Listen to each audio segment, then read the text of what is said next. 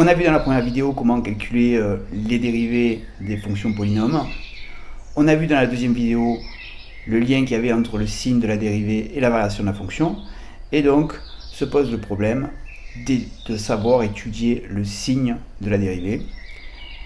Et pour cette vidéo-ci, nous allons nous pencher sur le cas où la dérivée est un polynôme du second degré, c'est-à-dire lorsque la dérivée est un polynôme avec la plus grande puissance au carré. Donc ici, pour étudier le signe de la dérivée et donc en déduire la variation de la fonction, puisqu'à chaque fois qu'on vous demandera de faire le signe de la dérivée, on vous demandera d'en déduire les variations de la fonction. On fait ça en 4 étapes. Première étape, on calcule les valeurs qui annulent le polynôme du second degré. Deuxième étape, on fait un petit dessin.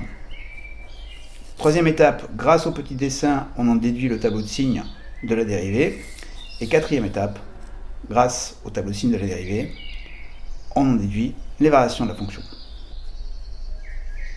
Donc première étape, calculons les valeurs qui annulent la dérivée qui est du degré 2.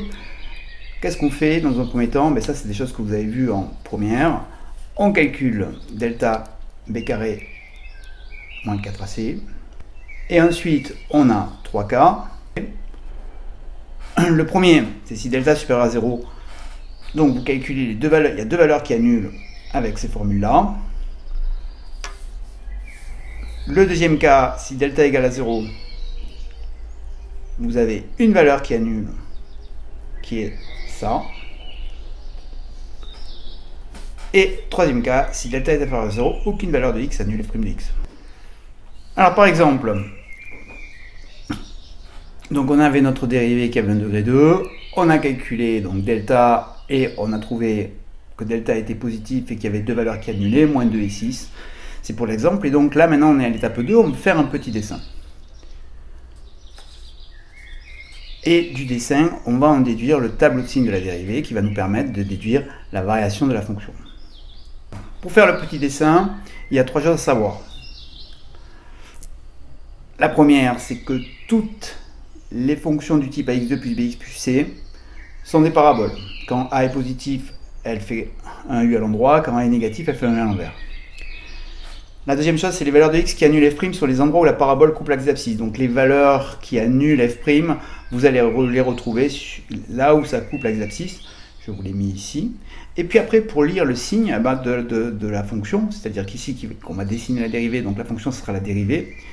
Et donc, on va faire, si la courbe est au-dessus de l'axe d'abscisse, c'est qu'elle est positive, et si la courbe est en dessous, c'est qu'elle est négative. Prenons notre petit exemple. Donc, j'ai delta qui est positif, donc j'ai deux valeurs qui annulent, que j'ai trouvé moins 2 et 6. Et donc, comme on l'a vu précédemment, vous allez avoir deux cas. Vous allez avoir le cas où A est positif, et le cas où A est négatif. A positif. Si A est positif, vous savez que la parabole fait un U à l'endroit. Donc ici, je vais avoir un U à l'endroit. Et j'ai mes deux valeurs qui annulent ici, qui sont moins 2 et 6. Donc j'ai plus qu'à écrire moins 2 ici et 6 ici. Du coup, je vois bien le signe de ma parabole, qui est ici. Ici, c'est la courbe de f'. C'est la courbe de f'. Donc ici, qu'est-ce qu'elle fait ma dérivée? Elle est positive, puisqu'elle est dessus l'axe d'abscisse. Ça, c'est l'axe d'abscisse. Donc positive avant moins 2. Donc là, je vais avoir moins 2, 6. En moins 2, quand x fait moins 2, ma dérivée, elle fait 0. Quand x fait 6, ma dérivée fait 0. Avant moins 2, c'est moins, c'est plus, puisqu'elle est dessus. Entre moins 2 et 6, c'est moins, puisqu'elle est dessous. Et après 6, c'est plus, puisqu'elle est dessus. Et du coup, je peux en déduire que la fonction, elle, est croissante, puis après décroissante, et ensuite croissante. Ça, c'est le cas si A est positif. Si A est négatif, qu'est-ce qui se passe? C'est un U, mais un U à l'envers. Ici, donc, pareil, j'ai moins 2 et 6. Toujours pareil, ici, c'est mon axe d'abscisse. Donc, je mets les nombres qui annulent dans l'ordre, du plus petit au plus grand. Donc, moins 2, 6. Avant moins 2, donc ici, donc, deux valeurs qui annulent, moins 2, 6. Avant le moins 2, c'est moins, puisque c'est 2 sous l'axe d'abscisse. Après le moins 2, entre moins 2 et 6, c'est plus, puisque je suis dessus l'axe d'abscisse. Et après 6, c'est moins. Et donc j'en déduis que ma fonction est décroissante, puis croissante, puis décroissante. Deuxième cas, delta égale à 0, donc à ce moment-là, j'ai qu'une valeur qui est nulle que j'ai pu calculer. Par exemple, grâce aux formules, j'ai trouvé que la valeur qui faisait 0 pour la dérivée, c'était x égale 4. Et donc, je sais que ma parabole va toucher une fois l'axe d'abscisse. Et pareil, premier cas, si a est supérieur à 0, je sais que ma parabole est tenue à l'endroit. Et comme elle touche qu'une seule fois, ma parabole va toucher au sommet ici. Et ça va faire comme ça. Et comme ici, c'est x égale 4, ah bah ici, donc je me retrouve avec 4 ici.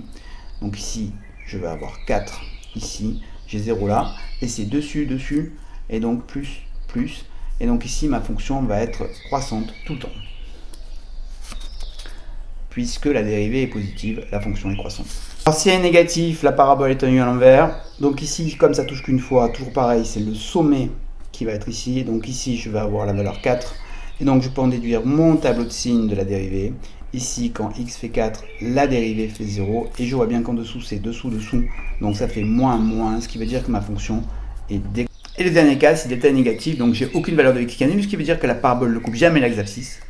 Si a est positif, ça fait un u à l'endroit, mais si elle coupe jamais l'axe d'abscisse, c'est que forcément, le u à l'endroit, c'est que forcément elle est dessus l'axe d'abscisse, puisque là, ici, je rappelle que c'est infini, donc elle ne peut pas être en dessous, hein, puisque là, les branches sont infinies, donc à un moment donné, si je mets la parabole dessous, elles vont toucher l'axe d'abscisse.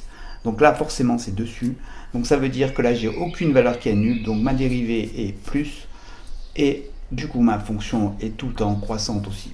Et si a est négatif, qu'est-ce qui se passe si a est négatif? C'est le même principe, sauf que là, le u est à l'envers, et comme le u est à l'envers et que les branches sont infinies, la parabole va forcément être dessous, et donc si elle est forcément dessous, ça veut dire qu'elle est tout le temps négative, puisqu'il n'y a pas de valeur qui est nulle, et donc du coup, ma fonction va tout le temps être décroissante. C'était l'étude des variations d'une fonction qui a pour dérivée une fonction polynôme du second degré. À bientôt.